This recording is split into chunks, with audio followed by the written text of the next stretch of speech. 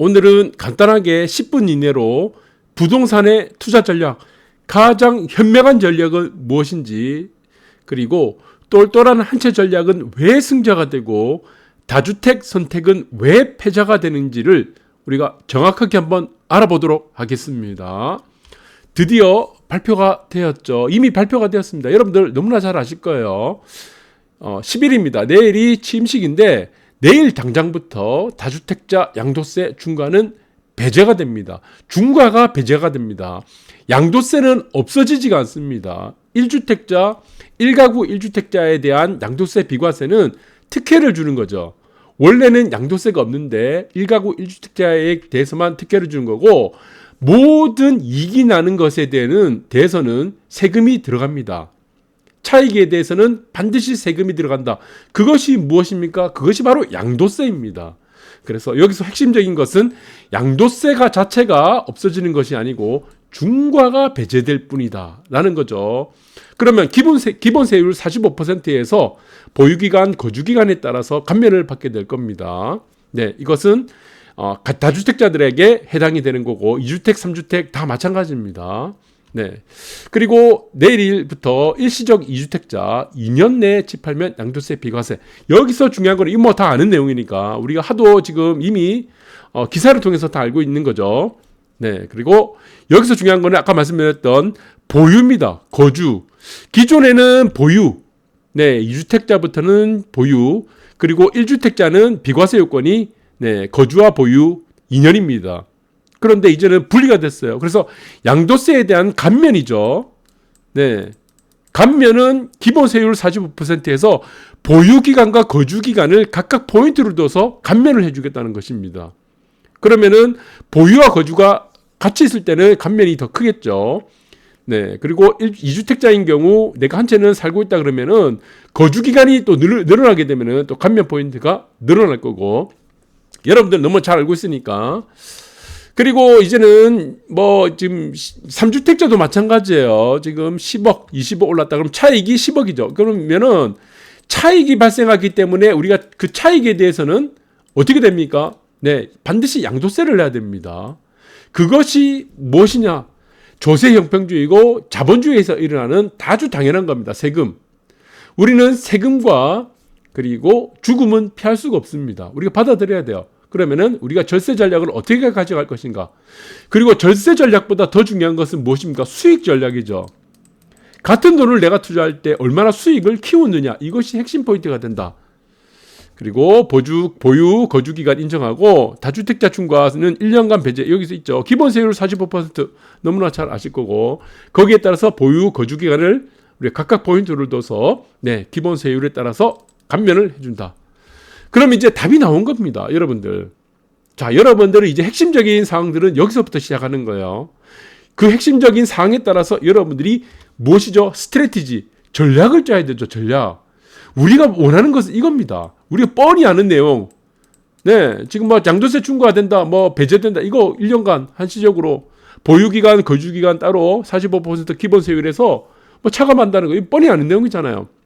우리 사실 이거 알 필요도 없어요, 사실은. 왜? 세무사, 법무사 뭐 찾아가면서 알아서 해주겠죠. 그렇습니다. 그러면 우리가 더 중요한 것은 무엇이냐? 전략이죠. 왜 지금 똘똘이라는 문제, 이 부분에 대해서 우리가 생각을 해야 됩니다. 똘똘이. 여성분들이 생각하는 그 똘똘이가 아닙니다. 그 똘똘이가 아니고 이 똘똘이에요. 이건 뭡니까? 이 부동산이죠, 부동산.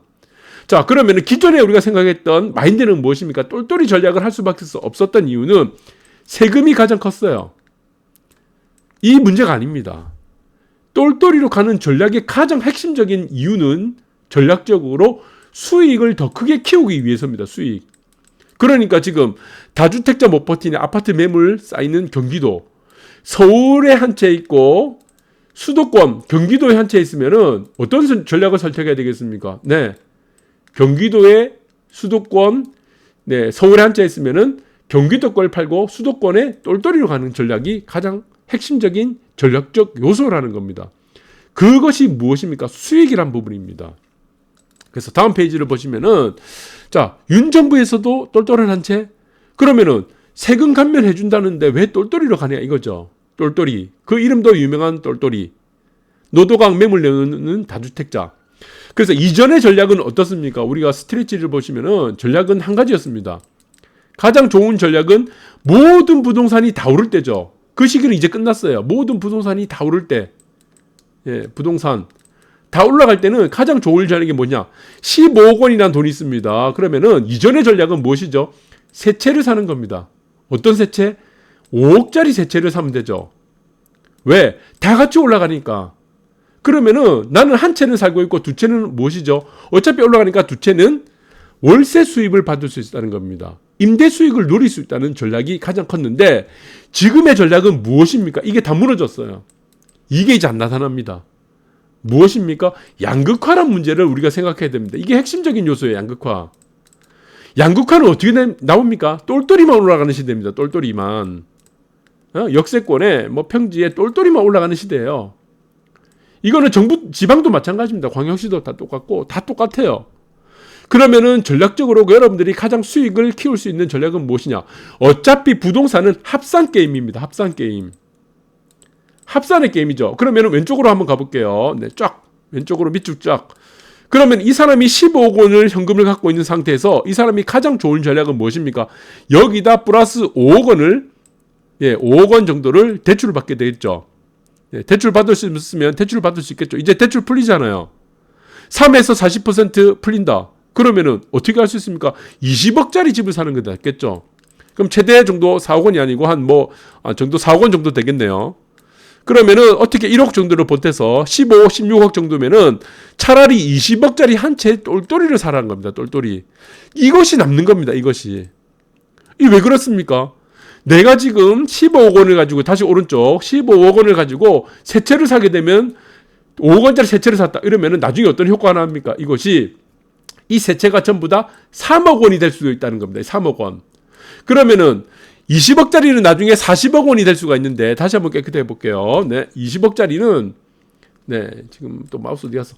20억짜리 내가 샀어. 대출을 보태서 20억짜리 산 거는 40억이 될 수가 있는데 내가 일채죠. 내가 새 채를 샀어. 15억 원을 가지고 새 채 5억 원짜리 새 채를 산 사람들은 나중에 어떻게 되냐? 이게 3억 원이 되는 겁니다. 각자. 그러면 합산으로 어떻게 됩니까? 9억 원이 되는 거예요. 9억 원. 이게 핵심입니다. 이게 핵심. 그래서 지금은 이전에 있었던 저축의 시대에서 투자의 시대. 이제는 또 다른 패러다임이 바뀌어버렸습니다. 모든 부동산이 올라가고 모든 부동산이 내려가는 시대는 없다고 제가 작년에 말씀드렸습니다. 지금 이제 유튜버들이 부동산 유튜브를 얘기하고 있는 거예요. 제가 언제 얘기했습니까? 이거 여러분들 호랑이 담배 피던 시절에 이미 다 얘기 들은 겁니다. 그래서 제가 뭐라고 했죠? 똘똘이로 무조건 가는 것이 맞다라고 했습니다. 이 시장은 이제 쉽게 변하지 않습니다. 어떤 시장입니까? 양극화 시장이죠. 양극화 시장. 한번 양극화 시장에 본격적으로 들어갔다. 이전에도 양극화 시장은 있었죠. 강남 강북 양극화 시장이 있었는데 그 양극화 시장은 양적 양극화입니다. 이 지금의 양적 양극화는 무엇입니까? 질적 양극화입니다. 질적 양극화. 그래서 여러분들의 전략은 무엇입니까? 내가 수익 때문에 이것은 똘똘이로 가는 것입니다. 수익 때문에. 어차피 부동산은 무엇입니까? 합산의 게임이기 때문입니다. 한 채를 갖고 있든 100채를 갖고 있든 어차피 합산이란 것이다. 그러면 어떤 사람들은 부동산을 통해서 임대 수익을 노리려고 하는 사람도 있을 거예요. 임대 수익. 임대 수익을 어떻게 노리려면 어떻게 됩니까? 아파트랑 플러스 뭐 근린상가 혹은 뭐 상업용 부동산을 따로 둬야 됩니다. 근린상가나 상업용 부동산을 우리가 취득하는 목적은 무엇이죠? 임대 수익이죠. 전적으로 임대 수익입니다. 상업용 부동산은 근린상가에서 내가 살 겁니까? 거기 이불 펴고 살 사람 누가 있겠습니까? 목적이 다르죠. 용도가 다르죠. 그래서 지금은 임대 수익을 차라리 노리려면 아파트 두 채를 사서 세 채를 사서 한 채를 내가 실거주하고 두 채는 임대 수익을 놓겠다는 이런 그릇된 생각은 절대 버리셔야 됩니다. 그 핵심적인 요소는 무엇이다? 양극화 시장으로 가는데 그 양극화 시장이 이전에 있었던 모든 부동산이 다 올라가고 모든 부동산이 다 내려가는 양적 양극화 시장이 아니고 지금은 질적 양극화 시장으로 변화되기 때문에 여기서 여러분들이 패러다임을 빨리 전환하지 못한다면은 또 낙오하게 됩니다. 이것입니다. 주식 투자의 개념과 똑같아요. 시장에 빨리 적응해야 됩니다. 현실을 직시해야 되는 문제를 여러분들이 사명감을 가지고 통찰을 해야 됩니다. 그것이 핵심이다. 여러분들 지금 강남에서도 똘똘이 한 채가 양극화되고 있습니다. 한강변이냐 아니냐. 그렇습니다. 그래서 지금은 모든 사람들이 노리는 것은 이제부터는 세금에 대한 이유가 아니고 수익에 대한 이유들 때문에 똘똘이 한 채로 가는 이것이 합당한 이유가 된다는 것이다. 라는 부분들을 여러분들이 잘 보시기 바라고, 지금은 집이 많다고 자랑하는 시대 이미 끝났습니다. 내가 한 채가 있더라도 그 한 채가 어디에 있냐에 따라서 여러분들이 부동산의 계급화, 부동산의 어떤 신분은 나누게 될 거다. 사실 신분이라는 요소들, 계급화, 이게 좋은 게 아닙니다. 이런 것들은 프롤레타리아 혁명, 프롤레타리아, 부르주아, 이 논리가 무엇입니까?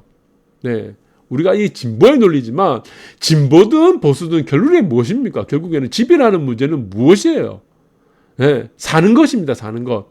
결국에 이 사는 것은 내가 어디에 사느냐의 문제는 결국에는 똘똘이라는 요소로 정리가 될 것이다. 여러분들 그렇게 기억하시는 것이 저는 맞다고 봅니다. 감사합니다.